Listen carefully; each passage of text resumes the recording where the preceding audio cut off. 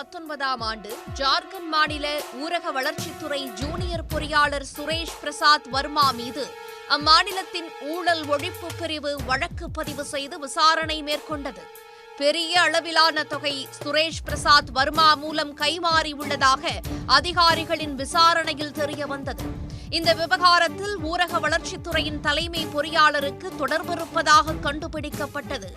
இந்த வழக்கை அடிப்படையாக வைத்து சட்டவிரோதமாக பணப்பரிமாற்றம் செய்யப்பட்ட விவகாரம் தொடர்பாக அமலாக்கத்துறை அதிகாரிகள் விசாரணை மேற்கொண்டதில் தலைமை பொறியாளர் வீரேந்திர ராம் ஊரக வளர்ச்சித்துறை தொடர்பான திட்டங்களில் முறைகேட்டில் ஈடுபட்டு அதில் ஒப்பந்ததாரர்களுக்கு சாதகமாக செயல்பட்டதால் கோடிக்கணக்கான ரூபாய் லஞ்சம் பெற்றது அம்பலமானது.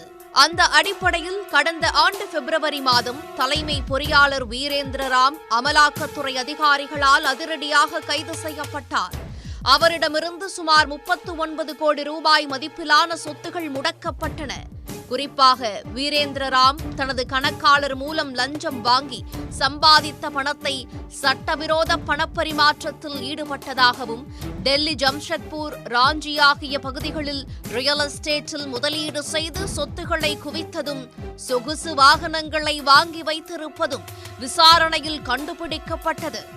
இந்த நிலையில்தான் அமலாக்கத்துறை மீண்டும் ஜார்க்கண்ட் மாநிலத்தில் வீரேந்திர ராம் வழக்கு தொடர்பாக நடத்திய அதிரடி சோதனையில் கணக்கில் வராத கோடிக்கணக்கான ரூபாயை பறிமுதல் செய்தனர். கிராமப்புற வளர்ச்சித்துறை அமைச்சர் ஆலம்கீர் ஆலம் என்பவரது உதவியாளராக இருப்பவர் சஞ்சீவ் லால்.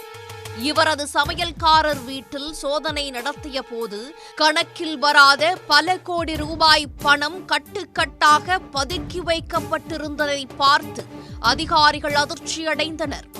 ஒரு அறையில் குவியல் குவியலாக 500 ரூபாய் கட்டுகளை கொட்டி வைத்திருப்பதை அதிகாரிகள் கண்டுபிடித்தனர். இந்த பணக்குவியல் சுமார் 20 முதல் 30 கோடி ரூபாய் வரை இருக்கலாம் என அமலாக்கத்துறை தெரிவித்துள்ளது.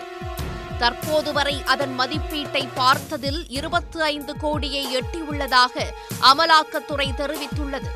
இந்த பணக்குவியல் தொடர்பான வீடியோ வெளியாகி சமூக வலைதளத்தில் வைரலாக பரவி வருகிறது.